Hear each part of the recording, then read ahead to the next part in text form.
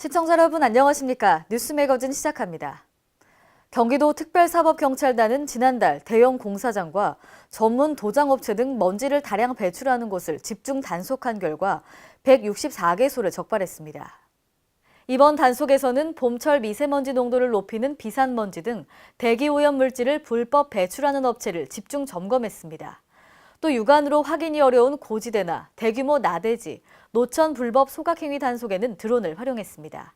단속 결과 비산먼지 발생 억제 조치 미이행 71개소와 대기방지시설 부적정 운영 12개소 등을 적발했습니다. 특사경은 이들 위반 업체 가운데 148개소를 형사 입건하고 나머지 16개소는 관할 자치단체에 행정처분을 의뢰했습니다. 전북 임실군의회가 지난 16일 폐회했습니다. 임실군 의사상자 등 예우 및 지원에 관한 조례안 등 15건의 조례안이 의결됐는데요. 이 밖에도 지하수 관리에 관한 조례안 등 주민과 밀접하게 연계된 조례안들이 의결됐습니다. 김경모 기자입니다. 전북 임실군의회가 16일 제278회 임시회를 끝으로 11일간의 일정을 마무리했습니다. 이날 본회의에서는 2018년도 추가 경정 및 특별회계 세입 세출 예산안을 승인하고 임실군 의사상자 등 예우 및 지원에 관한 조례안 등 15건의 조례안을 의결했습니다.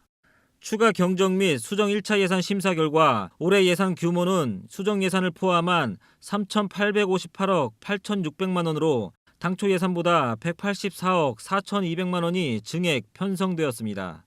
예산결산특별위원회는 심사 결과 발표를 마친 후 2월 예산을 최소화시켜 예산이 사장되는 일이 없도록 해달라고 집행부에 당부했습니다.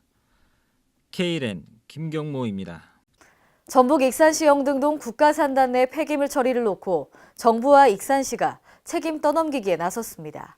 논란이 되고 있는 익산 영등동 국가산단은 4,200톤가량의 폐기물이 방치돼 환경오염을 부추기고 있는데요. 홍재희 기자가 취재했습니다. 도심 한가운데 방치돼 폐기물로 논란이 되자 전북 익산시는 이달 9일까지 폐기물을 처리토로 조치하겠다고 했지만 익산시와 정부는 핑퐁행정으로 일관하고 있습니다. 익산시는 여전히 영등동 국가산업단지에 쌓인 수천 톤의 폐기물 처리 주체가 산업통상자원부에 있고 시는 제3자의 위치라는 입장입니다. 더욱이 이곳은 오는 10월 개최될 전국체전 숙소로 활용될 호텔에 건립되고 있는 곳 옆이어서 시민들은 익산을 방문하는 관광객들에게 비춰질 이미지를 우려하고 있습니다. 익산시 관계자는 지난해부터 사회에 걸쳐 신속한 처리 명령과 함께 고발 처분을 내리고 있지만 해결 방안이 되지 못하고 있다며 문제가 되는 업체뿐만 아니라 다른 업체도 있어 수사 의뢰를 해놓은 상태라고 말했습니다. 또 산업 폐기물 처리 주체는 산업통상자원부에 있다며 첫 번째 책임자는 폐기물을 버린 사업자, 두 번째는 토지 소유자인 산업부, 세 번째는 시민들에게 쾌적한 환경을 제공해야 하는 익산시에 있다고 말했습니다. 이에 대해 산업부 관계자는 폐기물관리법에 보면 첫 번째가 폐기물 배출업자, 두 번째는 환경부와 지자체에 있다며 현재 업자가 무단으로 건물을 점유하고 있어 폐기물이 처리된 후 산업부에서 건물 철거에 대해 논의될 것 같다고 말했습니다. 폐기물 관리법을 보시면 폐기물 어떤 배출 및 처리 상황을 파악하고 관리해야 되는 거는 폐기물에 대해서 되집행을 할 수 있는 거는 환경부 장관과 시도구청장이거든요.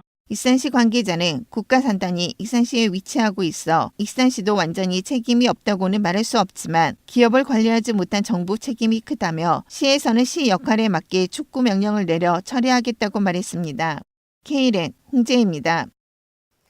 전북 농협은 본격적인 영농철 도래를 전 국민에게 알리고 범국민적인 농촌 일손돕기붐을 조성하기 위해 지난 16일 풍년농사지원 전국 동시 스타트업 행사를 전국에서 동시에 개최했습니다. 이날 행사는 온 국민과 함께하는 농가소득 5천만 원의 시작이라는 부제 아래 전국에서 동시에 농협 임직원과 자원봉사단체 등 5만여 명이 참석한 가운데 농업인의 풍년농사 지원 결의를 다졌습니다. 한편 전북 익산 3기면 일원에서는 정헌율 익산시장 등 1,200여 명의 자원봉사자가 참석한 가운데 결의문 낭독과 풍년농사 지원 결의를 다짐하는 퍼포먼스 등을 갖고 대규모 일손돕기를 펼쳤습니다. 전북 지역에서 남원시가 가장 많은 문화재를 보유하고 있지만 관리할 공간이 없어 타 지역 박물관에서 분산 관리되고 있는 실정인데요. 전예은 기자가 다녀왔습니다. 전북 남원시는 도내에서 가장 많은 문화재를 보유하고 있으나 이를 보존, 관리할 시설이 없어 정작 중요한 것들은 다른 지역에 맡기고 있습니다. 남원시가 보유한 지정문화재를 보면 국보 1점, 보물 26점, 사적 5개소, 명승 1개소, 국가민속문화재 3건, 천연기념물 2건, 유형문화재 33점, 무형문화재 8명, 기념물 8건, 민속문화재 5점, 문화재 자료 29건 등입니다. 또한 남원 지역에서 출토된 국가기속문화재만 해도 4,250점에 이릅니다. 그러나 남원 지역에는 이들을 보존할 시설이 없거나 규모가 안 돼 대부분 문화재들이 타 지역에서 보관되고 있는 실정입니다. 현재 남원의 문화재를 보관하고 있는 박물관은 춘향 테마파크에 있는 남원 향토박물관이 유일합니다. 하지만 이는 전국 150여개 공립박물관 중에서 가장 작고 열악한 상태입니다. K랜 전예은입니다. 충청남도는 남궁영 충남도지사 권한대행이 16일 홍성군 서부면 남당항을 방문했는데요. 충남 전용 어항관리선인 어항 서해 2호의 어항 내 침적 폐기물 수거 현장을 둘러보고 선원들을 격려했습니다. 도에 따르면 그동안 도는 자체 청소선이 없어 인천과 군산의 어항관리선에 의존하고 바닷속 침적 폐기물 수거에 어려움을 겪어왔습니다.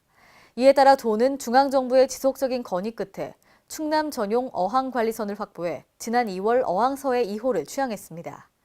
어항서해 2호는 도내 연안 7개 시군을 대상으로 해양 침적 쓰레기 수거와 어항 오염 퇴적물 준설 등의 임무를 수행합니다. 전주시 고미희 의원은 지난 5일 임시회에서 전주시가 걷고 싶은 거리 조성 등 도로 정비 사업에 수십억 원의 예산을 쏟아붓고 있지만 막상 시민이 걸어 다닐 인도는 부족하다는 주장을 제기했습니다. 김경모 기자입니다.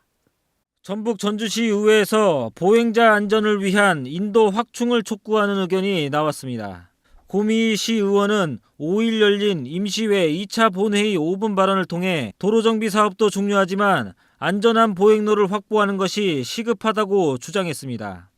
전주시가 걷고 싶은 거리 조성 사업에 수십억의 예산을 투입하고 있지만 정작 보행도로는 부족하다는 지적입니다. 보도블록 교체나 석재 포장 등으로 예산이 낭비되고 있을 뿐만 아니라 불법 주정 차량으로 보행로 확보가 어렵다는 것입니다.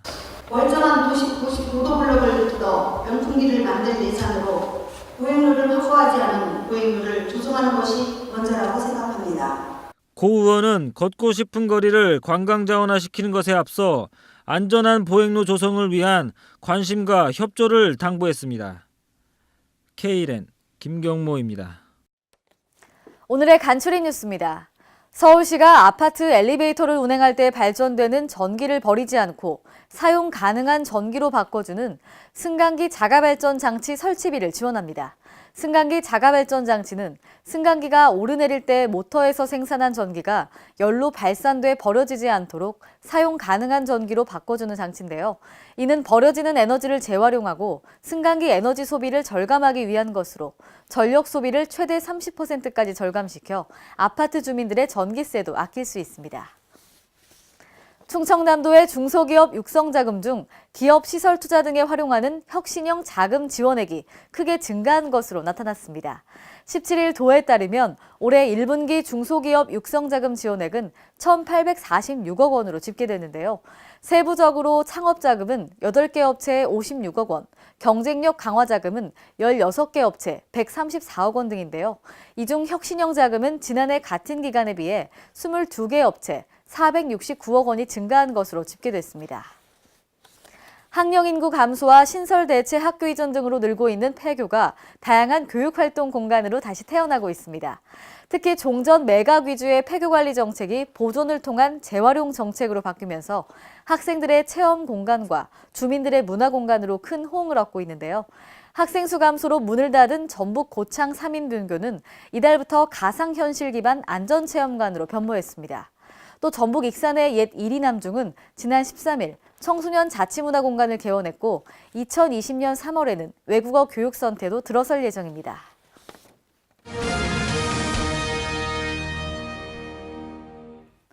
오늘의 단신입니다.